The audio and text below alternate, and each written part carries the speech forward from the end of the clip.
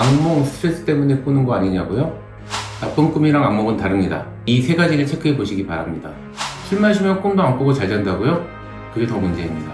악몽이나 과잉흐름이 잦다면 먼저 이것을 확인하시기 바랍니다. 오늘 밤부터 딱 두 가지만 바꿔보세요. 생각보다 빨리 달라질 수 있습니다. 악몽 스트레스 때문에 꾸는 거 아니냐고요?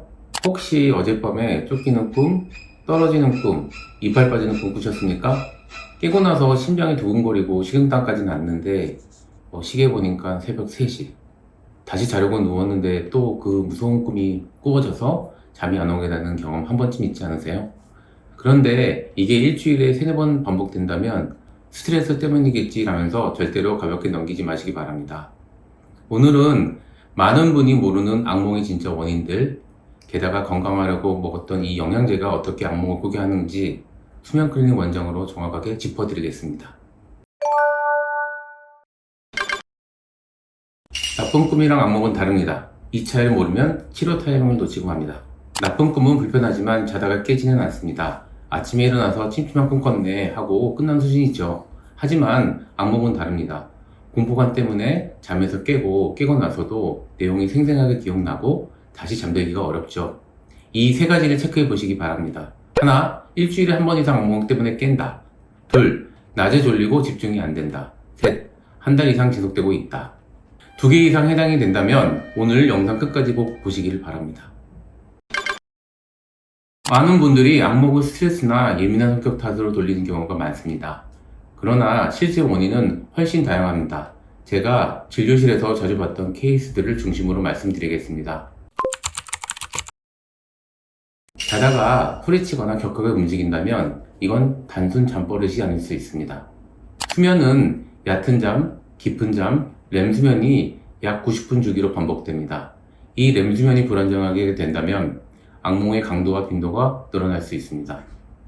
꿈을 꿀 때는 보통 근육이 이완되어 실제 움직임이 나타나지 않도록 조절이 됩니다.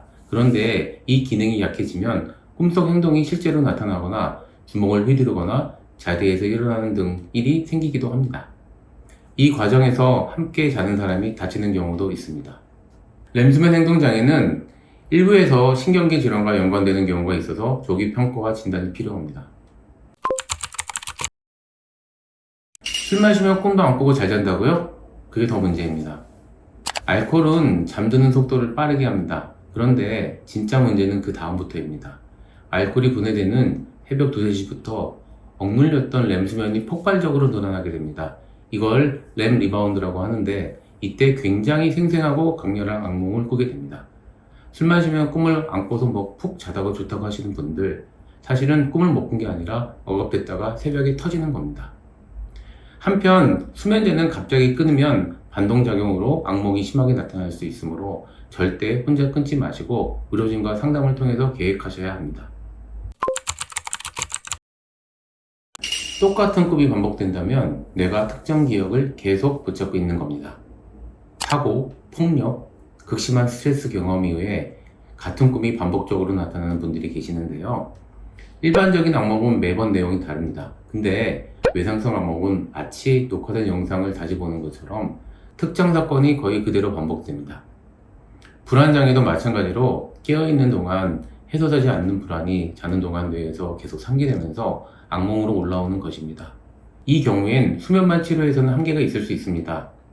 반드시 정신건강 전문의와 함께 접근해야 합니다. 악몽이나 과잉흐름이 잦다면 먼저 이것을 확인하시기 바랍니다.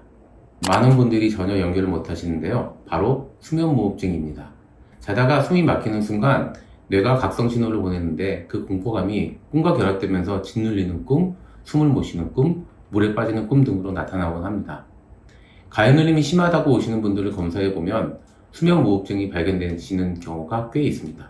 코골이가 심하거나 자고 나서도 피곤하거나 낮에 이유 없이 졸리다면 악몽의 원인이 수면무호흡증일 수도 있습니다. 정확한 평가는 검사를 통해 확인하는 것이 가장 확실합니다. 악몽이 잦다면 취침 시간보다 기상 시간부터 먼저 확인해 보시기 바랍니다. 일주일 리듬, 더 쉽게 말하자면 체내 시계의 문제입니다. 교대 근무자나 야영 생생활을 오래 하신 분들이 유독 악몽을 많이 호소하시는 이유가 여기 있습니다. 보통 수면 리듬이 깨지면 렘 수면이 몰리거나 분산되면서 악몽의 빈도가 높아지기도 합니다. 이럴 때는 자는 시간을 일정하게 맞추는 것보다 일어나는 시간을 일정하게 유지하는 것이 훨씬 효과적입니다. 바로 이것이 수면 리듬을 회복하는 첫걸음입니다. 혹시 이 영양제 드시고 악몽을 꾸셨나요? 용량이 문제일 수 있습니다. 많은 분들이 영양제를 챙겨 드시는데 그중 마그네슘이 꿈을 더 생생하게 만들 수 있다는 점을 알고 계십니까? 마그네슘은 신경계를 안정시키고 멜라토닌 합성을 도와 수면 보조제로 활용이 될 수 있습니다. 근데 문제는 수면이 깊어지면서 렘 수면 비율이 늘어난다는 것입니다. 렘 수면이 늘면 꿈이 훨씬 생생해지고 강렬해지기도 하는데 일부 사람들은 악몽처럼 느낄 수 있습니다. 개인에 따라 특정 형태나 고용량 복용 시 이런 경험을 호소하는 경우도 있으며 반대로 결핍 상태에서는 수면이 불안정해서 꿈이 뒤숭숭해질 수도 있습니다. 복용 후 악몽이 시작되었다면 의사나 약사와 상담하여 용량이나 복용 형태를 바꿔보시기 바랍니다. 이 중 하나라도 해당된다면 더 이상 미루지 마시기 바랍니다. 그럼 나는 그냥 두면 되는 건지 병원을 가야 하는 건지 기준을 드리겠습니다. 하나, 일주일에 2회 이상 한 달 넘게 악몽이 반복된다. 둘, 잠자리 자체가 무서워졌다. 자는 게 두렵다. 셋, 깨고 나서 심장이 심하게 뛰거나 식은땀이 난다. 넷, 같은 꿈이 계속 반복된다. 다섯, 자다가 소리를 지르거나 몸을 심하게 움직인다는 이야기를 들었다. 나 원래 이런 사람인가 하면서 되도록지 않게 넘기지 마시기 바랍니다. 수면은 방치할수록 회복이 어려워지기 때문입니다. 수면다운 검사를 통해 자는 동안 어떤 일이 벌어지는지 정밀하게 알 수 있습니다. 오늘 밤부터 딱 2가지만 바꿔보세요. 생각보다 빨리 달라질 수 있습니다. 정리하면 악몽은 예민한 사람이 꾸는 게 아닙니다.